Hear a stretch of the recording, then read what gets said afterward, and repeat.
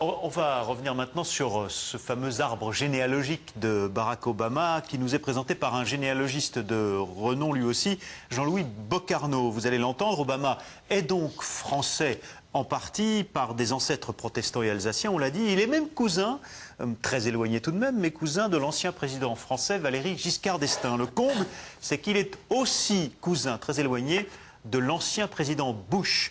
Reportage Maud Gangler et David Lemarchand. D'abord, Barack Obama est à 50% Kenya. Et à 50% Kenyan, les ancêtres kenyans ne sont pas connus aussi bien que les ancêtres du monde occidental, nous dirons. Parce que forcément, là-bas, ce sont des sociétés à tradition orale.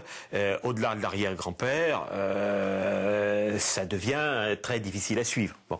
Mais du côté maternel, là, on tombe dans le monde américain, dans le monde d'Amérique du Nord, dans les familles d'Amérique du Nord, dans le melting pot.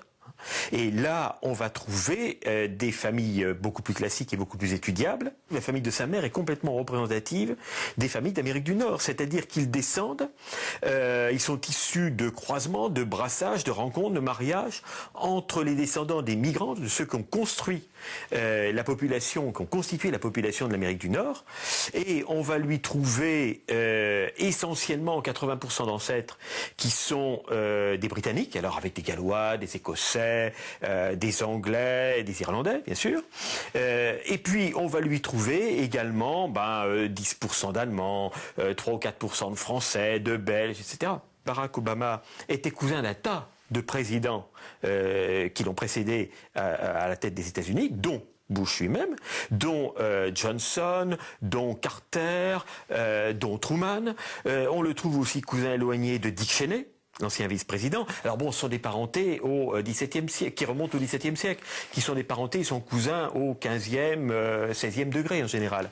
On va le trouver apparenté avec des gens du showbiz, comme Madonna, Céline Dion, Diane Tell, Brad Pitt. Lequel Brad Pitt a pour compagne Angelina Jolie, qui était une cousine d'Hillary Clinton, mais tout ça dans les mêmes degrés. On va le trouver apparenté d'écrivains comme Hemingway, comme Steinbeck. Et puis, on va le trouver aussi par ses ancêtres européens. On va le trouver apparenté avec des gens très connus. Par exemple, il va descendre de rois d'Angleterre de la branche des Stuart. Il va comme ça être cousin de Camilla, Parker Bowles, l'actuelle duchesse de Cornouailles, et cousin de la Queen même. Il va descendre des rois d'Angleterre, donc par les rois d'Angleterre et par les femmes des rois de France, et il va descendre du roi de France Jean de Lebon, du roi de France Louis VI le Gros, et par là il devient cousin d'un tas de Français connus ou inconnus.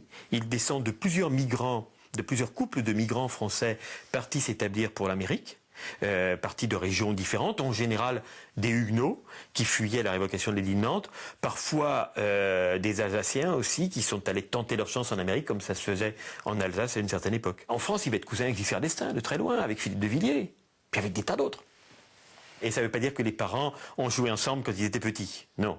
Ce ne sont même pas les arrière-grands-parents des arrière-grands-parents des arrière-grands-parents. À ce degré-là, tout le monde est un peu cousin. C'est très relatif.